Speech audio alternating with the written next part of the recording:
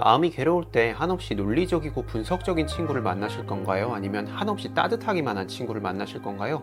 대화를 통해 인간의 심리적 문제를 돕는 상담 심리학에도 서로 다른 두 이론적 갈래가 있습니다. 사고형 같은 친구에 해당하는 건 인지행동 치료라고 부르고요. 감정형 같은 친구에 해당하는 건 인간 중심 치료라고 부릅니다. 저는 사고형 상담의 끝판왕 중 한 분이 바로 법륜 스님이라고 생각합니다. 오늘 영상에서는 MBTI의 T에 비슷한 인지행동 치료를 T 끝판왕 법륜 스님의 상담 기법과 함께 소개해드릴까 합니다.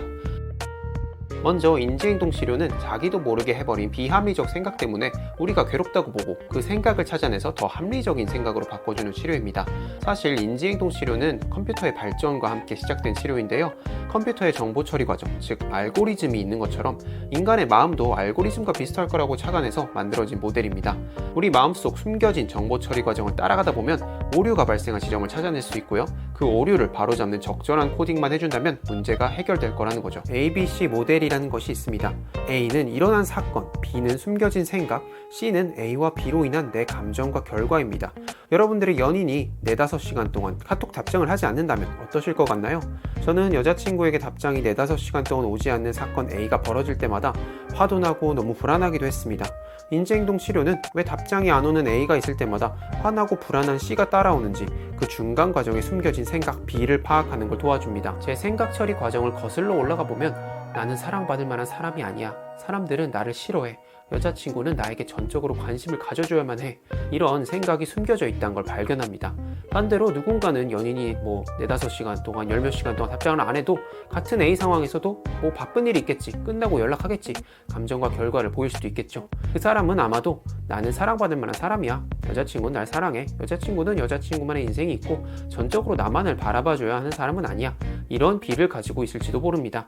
인지행동 치료사는 나는 사랑받을 만한 사람이 아니다. 사람들은 나를 싫어한다. 이런 비합리적 신념을 찾아내고 그게 정말 사실인지 검증합니다.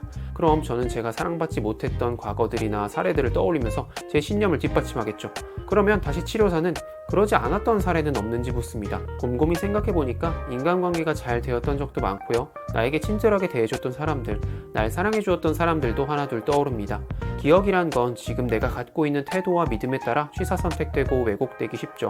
지금 엄마와 사이가 좋다면 엄마와 좋았던 기억들만 떠오르고 엄마와 사이가 나쁘다면 나빴었던 기억이 주로 떠오르죠. 치료사는 이번에 저에게 묻습니다. 설령 사랑받은 기억이 적다고 해도 나는 사랑받을 만한 사람이 아니다. 이런 생각이 당신 인생에 도움이 되나요? 제가 갖고 있는 신념이 사실이든 아니든 제 과거가 어땠건 간에 난 사랑받을 만한 사람이 아니다. 이런 생각은 분명 제 인생에 별로 도움이 되지 않습니다. 내 신념이 사실인지 아닌지는 누가 판단해 줄 수 있을까요? 그걸 과연 객관적으로 판단할 수 있는 걸까요? 법륜 스님의 말을 빌려보면 주관이 객관화되는 셈입니다. 나는 사랑받을 만한 사람이 아니라는 주관적 판단이 내 머릿속에서는 마치 자명한 진실처럼 객관화되어 버리는 거죠. 하물며 배설물도 어딘가에서는 거름으로 환영받고 어딘가에서는 오물이라며 기피당하는 것처럼 나라는 존재에 대한 판단은 사람마다 다를 겁니다. 누군가는 절 좋아해 줄 것이고 누군가는 절 싫어할 수도 있겠죠. 수많은 주관적 판단들은 모두 공합니다. 그걸 객관적인 진실처럼 생각하며 상을 지으면 그 상에서 비롯되는 괴로움에서 자유롭지 못하게 됩니다. 제가 부처님도 아니고 살아가면서 수많은 상을 짓고 어리석게 살 수밖에 없을 텐데 이왕 그럴 거면 덜 괴로운 상을 짓는 게 나을 것 같습니다. 나는 사랑받을 만한 사람이야. 사람들은 날 좋게 봐. 이런 주관을 객관화시키는 게 제가 좀 덜 괴로워지는 길일 것 같아요. 인지치료의 목표는 현실에 도움되지 않는 비합리적 생각을 도움되는 합리적 생각으로 변화시키는 건데요. 인지치료에서는 다양한 비합리적 생각들을 예시로 들어줍니다. 이 영상에서는 사람들이 자주 가지게 되는 11가지 비합리적 신념에 대해 짧게 다뤄볼게요. 1번, 인정욕구. 내가 만나는 모든 사람에게 사랑이나 인정을 받아야 된다. 2번, 의존성. 나는 다른 사람에게 의존해야만 하며 나를 돌봐줄 수 있는 사람이 주위에 꼭 있어야 한다. 3번, 타인 염려. 다른 사람의 문제나 고통을 나 자신의 일처럼 여기면서 함께 괴로워하고 신경 써줘야 된다. 4번, 비난 성향. 나에게 해를 끼치거나 나쁜 일을 저지르는 사람은 반드시 비난과 처벌을 받아야 된다. 5번, 과도한 자기 기대감. 나는 무슨 일에든 완벽하게 유능하며 승승장구하는 사람으로 인식되어야 된다. 6번, 좌절적 반응. 내가 바라는 대로 일이 진행되지 않는 건 매우 끔찍한 일이다. 7번, 완벽주의. 모든 문제에는 완벽한 해결책이 있으므로 그 해결책을 찾아야 되면서 그 해결책을 찾지 못하면 큰 어려움과 혼란을 맞이하게 될 것이다. 8번, 정서적 무책임. 불행은 내가 통제할 수 없는 상황이나 외부 환경에 의해 발생하므로 내가 할 수 있는 일은 없다. 9번, 문제 회피. 살면서 어려움에 부딪히거나 책임을 져야 할 때는 직면하는 것보다 피해가는 게 더 편하다. 10번 무력감. 과거의 경험과 사건은 현재 내 행동을 결정하며 과거의 영향은 결코 사라지지 않는다. 11번 과도한 불안. 위험하거나 두려운 일이 내게 일어나 큰 해를 끼칠 게 항상 걱정된다. 다음은 ABC 모델을 적용한 인지행동 치료의 한 장면입니다. 아, 정말 우울해요. 지금 어떤 느낌이 드세요? 잘 모르겠어요. 하여튼 기분이 나빠요. 온몸이 찌뿌둥하다고 해야 될까요? 아무튼 누군가가 저를 심하게 때린 것 같아요.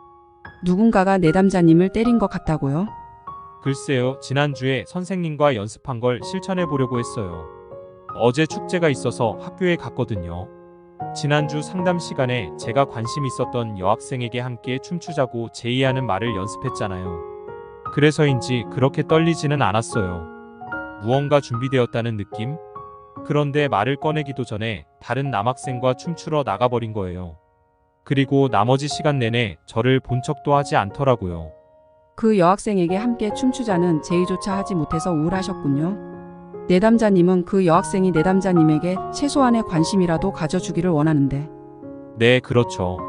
자, 그럼 ABC 모형을 적용해서 내담자님께서 왜 그렇게 화가 나게 되었는지에 대해 설명해 보시겠어요? 네. C로 시작하면 저는 우울한 것 같아요. 그리고 A는 그 여학생이 다른 남학생과 함께 춤을 춘 것이고요. B는 어떤가요? B는 내 생각. 특히 그거요. 기억이 안 나는데요. 비합리적? 맞아요. A에 관한 비합리적 사고죠. 그럼 A에 관해서는 어떤 생각을 하고 있나요? 그 여학생을 확실히 나를 좋아하지 않는 것 같아요. 그 여학생은 아마 나를 멍청하다고 생각할 거예요. 그 여학생이 그런 생각을 했다면 정말 싫을 거예요. 정말 끔찍한 기분이 들어요. 나는 라고 생각하고 있습니다. 라는 말로 문장을 시작해 보세요. 나는 내가 얼마나 멍청이 같은가라고 생각하고 있어요. 그리고 내가 얼마나 그 여학생과 사귀고 싶어 하는지를 생각하고 있어요. 얼마만큼? 다른 어떤 것보다도요. 좋아요. 지금까지 잘 해주셨어요.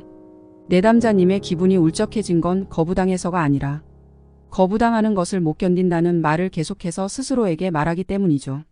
내담자가 끔찍한 기분을 느끼는 결과 C는 여학생이 다른 남학생과 춤추러 간 사건 A 때문입니다. 하지만 상담자는 더 깊은 곳에 있는 숨겨진 생각을 묻죠. 그랬더니 여학생은 확실히 날 좋아하지 않는다. 나를 멍청하다고 생각할 거다. 이런 생각 B가 있다는 걸 발견합니다. 그 생각은 과연 합리적이고 현실적인 생각이었을까요? 여학생에게 춤추러 가자고 말도 꺼내보지 못했고 거절을 당한 것도 아닌 지금 상황에서는 합리적인 생각이 아닌 것 같네요. 정말 만에 하나 거절을 당했다고 하더라도 그 여학생이 직접 내담자에게 난 널 멍청하다고 생각해 이렇게 말하지 않는 이상 내담자의 생각을 뒷받침해줄 현실적 근거는 없을 겁니다.